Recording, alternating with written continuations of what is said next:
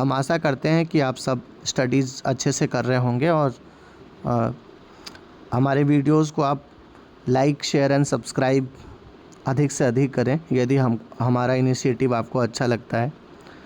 जैसा कि आप सभी जानते हैं कि हम कंटेम्प्रेरी वर्ल्ड पॉलिटिक्स बुक को डिस्कस कर रहे हैं, class 12 political science, chapter 2 contemporary centres of power, जिसमें हमने यूरोपियन यूनियन को as a contemporary centre of power study कर लिया है।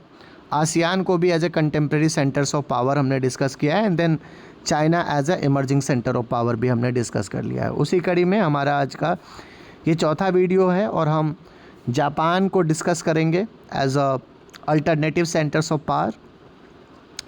Japan, an island country in the east of the continent of Asia. Asia के पूर्वी भाग में जापान एक आइलैंड कंट्री के रूप में स्थित है। Japan is the only nation that suffered the destruction caused by nuclear bomb.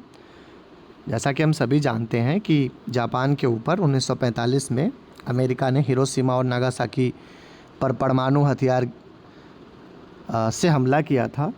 तो जापान वह पहला देश है जिसके ऊपर परमाणु हथियारों से भी हमला किया गया है। Third point, as per article 9 of the Japanese constitution, the Japanese people forever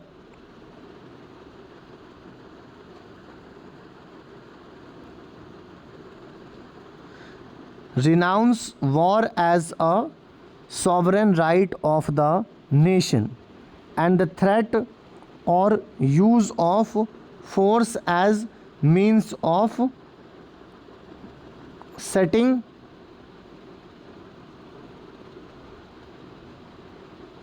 international disputes। International disputes का पीसफुल समाधान होना चाहिए, जापानीज़ कॉन्स्टिट्यूशन का आर्टिकल 9 कहता है। Japan as a emerging centre of power, Japan एक सत्ता के समकालीन केंद्र के रूप में कैसे है वो हम इस हेडिंग में डिस्कस करेंगे। Japan has very few natural resources and imports most of its raw materials. Japan के पास नेचुरल रिसोर्स काफ़ी कम है और अधिकतर नेचुरल रिसोर्सेज को ये अन्य देशों से आयात करता है। Even then it progressed rapidly after the end of the second world war. इसके बावजूद जापान ने द्वितीय विश्व युद्ध के बाद से बहुत तीव्र गति से विकास किया है। Famous Japanese brands such as Sony, Panasonic, Canon, Suzuki and Honda, Toyota,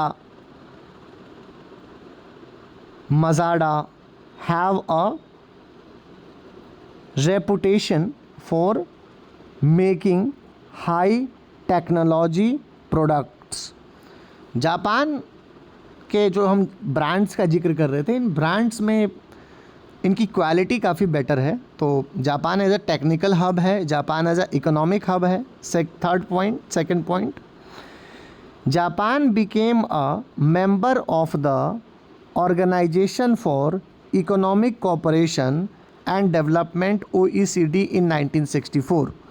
OECD काफ़ी एलीट कंट्रीज़ का ग्रुप है जहाँ पर डेवलप्ड कंट्रीज़ के मेंबर स्टेट्स होते हैं, तो उसमें जापान शामिल हुआ OECD में 1964 में।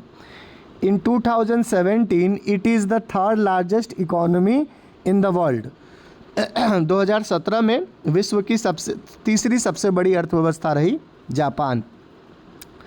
It is the only Asian member of the G7। G7 एक जो समूह है ग्रुप 7 कंट्रीज़ का, उसमें एकमात्र एशियाई सदस्य जापान है, जो कि इसके इंटरनेशनल प्रेजेंस को दर्शाता है।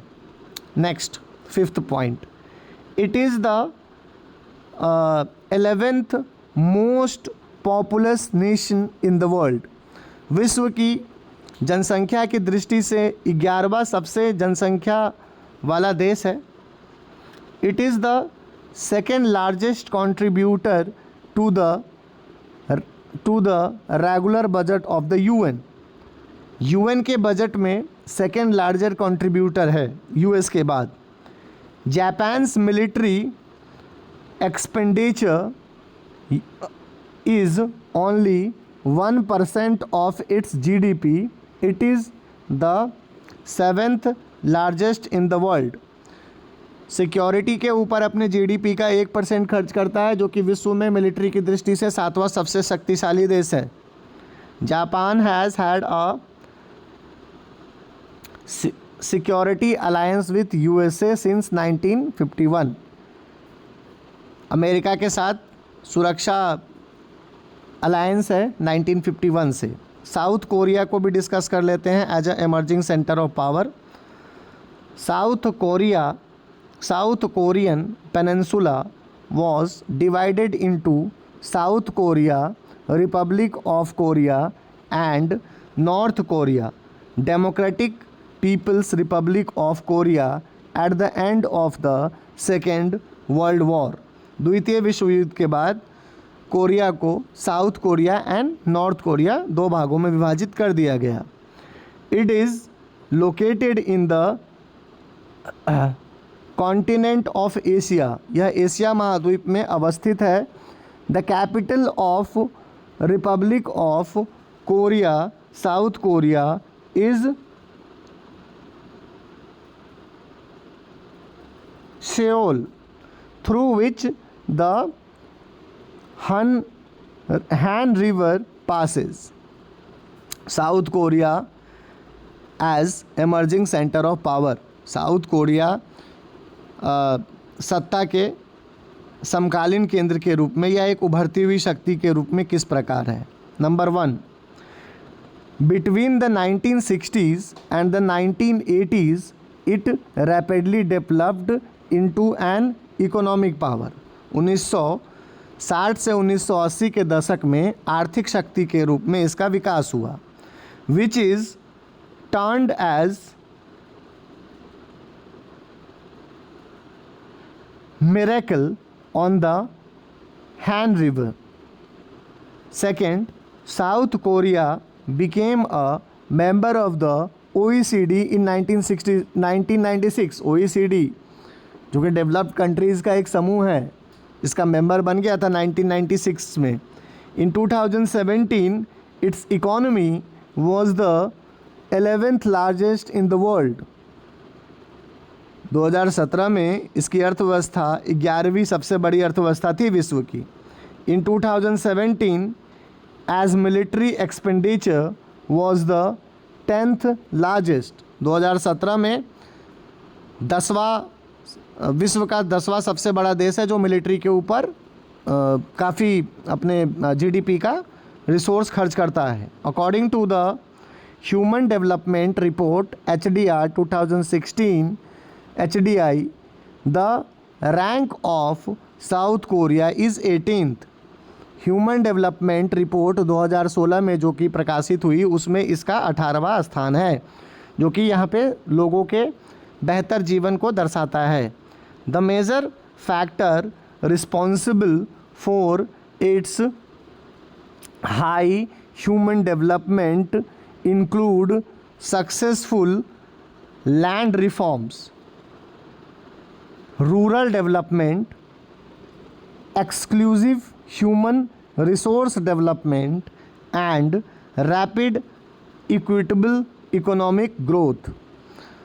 कुछ मानक है जैसे कि ये मेजर फैक्टर कौन कौन से हैं जो कि इसके हाई ह्यूमन डेवलपमेंट को दर्शाता है। तो पहला है सक्सेसफुल लैंड रिफॉर्म, यानी कि सफलतापूर्वक इन्होंने भूमि सुधार कार्यक्रमों को लॉन्च किया।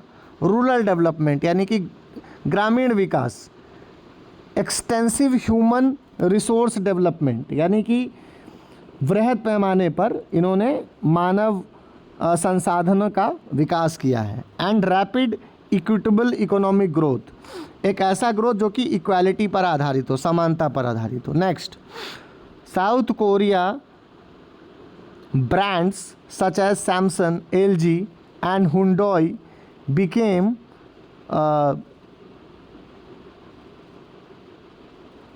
renowned in India। भारत में काफ़ी पसंद किया जाता है साउथ कोरिया के ब्रांड्स को, जैसे सैमसंग, एलजी एंड हुंडई को। तो ये वो फैक्टर्स हैं जो कि साउथ कोरिया को as a emerging centre of power के रूप में इस्टेब्लिश करते हैं। आशा करते हैं कि हमारा वीडियो आपको अच्छा लगा होगा, और यदि आप हमारे इस इनिशिएटिव को पसंद करते हैं तो हमारे चैनल को लाइक, शेयर एंड सब्सक्राइब करें। धन्यवाद।